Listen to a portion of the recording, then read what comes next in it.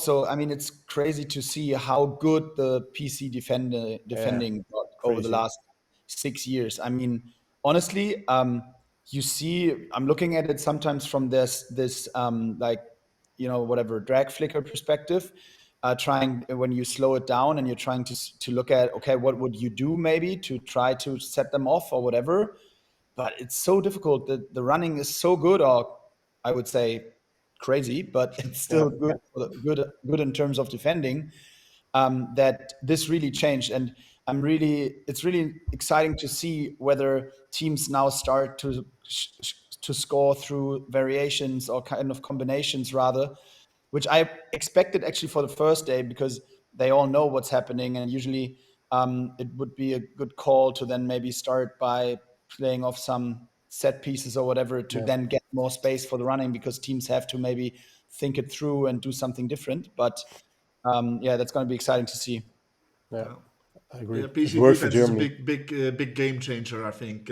But Mark, can you tell us what Blake Goffers hasn't played yet? Obviously, with Jeremy Hayward, you've got a very good substitute drag flicker, if we can call him like that.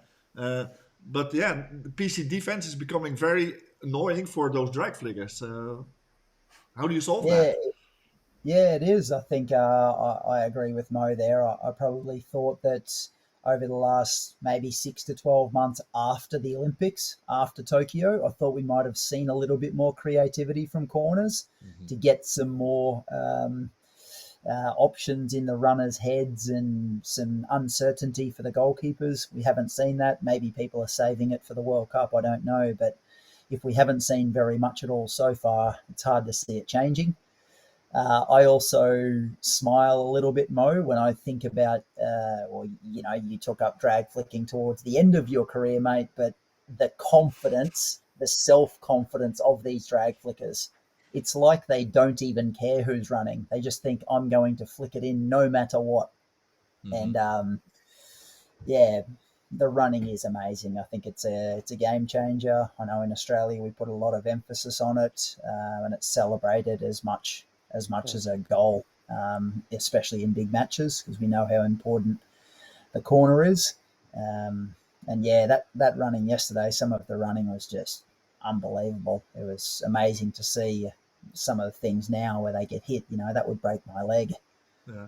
Has it changed the game for drag flickers that you talked about the drag flick from Mo that he took up at the end of his career, which was not the most powerful drag flick, but it was well placed. Sorry, Mo, sorry. But it was well placed. And what I'm seeing right now is guys like Alex Hendricks, and he doesn't care that much about his placement. Okay, it's got to be in between the posts, but he focuses on the power of it, the speed. Is that the change that has come from the better PCD? Yeah, maybe. Yeah, I think if you look at the amount of goals that don't go on the sideboards anymore, like in the days that we all played, Takama and Luke Dorner for Australia and all of those guys, some of the guys I'm thinking very quickly, Zeller, for example, like they used to hit the sideboards. Yeah. Whereas now a lot of the balls are going just to the edges of the runner's feet and just to the edges of the offset goalkeepers. Yeah. So there is a significant amount of power. But I think with the power that they're flicking at, again, I go back to this mindset of if I beat the runner, I think I'm going to score. So they're actually not even looking at the goalkeepers anymore. They're just trying to beat the runners, where it used to be I used to have to flick so well to beat this amazing goalkeeper. Now all they're thinking about is just trying to beat the runner.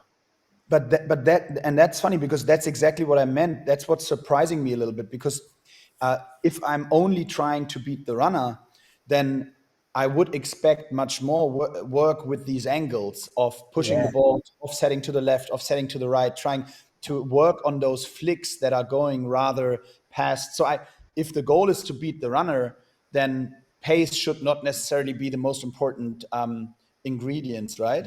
So that's what you were saying. It like I don't see many like fakes like we saw in the past, like pulling the ball to the left and then releasing it to the right, or pulling it to the left and releasing it to the left, or whatever, playing a little bit with this.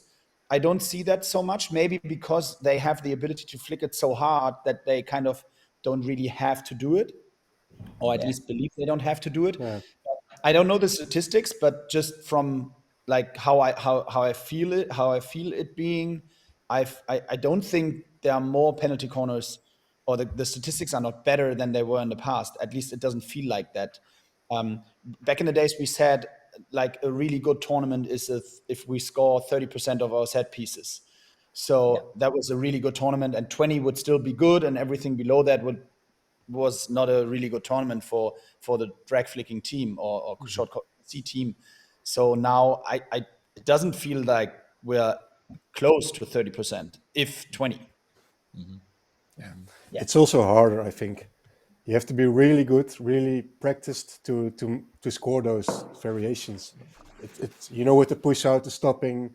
If it's basic, that's the most easy, and then they trust that, I think. So let's do a hard push out, a good stop, and a hard push. The chance of scoring, or at least getting it at goal, is, in my opinion, I think the biggest. And I think a lot of players and also countries think the same. The moment you start moving, how do you say it? The percentage of errors is also getting bigger, and you have to train that so well.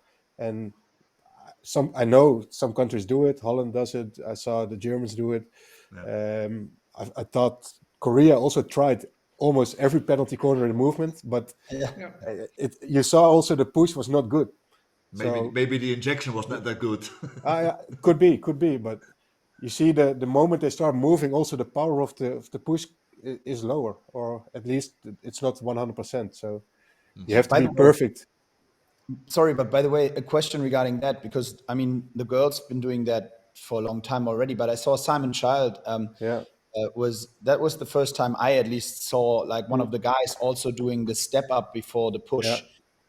So the kind of 2 steps and then pushing it, which I always thought would rather lead to the runners being more able to really get the second when to sprint out and being closer to the shot. But the girls have been doing that for a while already, and I mean, obviously due to the fact that it is a fast strength movement that is much easier for men to, in the end, get really a lot of speed on. But what's your experience there regarding the running? Is because obviously it's easier to find the second when to sprint out because the timing is easier to find. But would you say it's beneficial, and should the men also do that?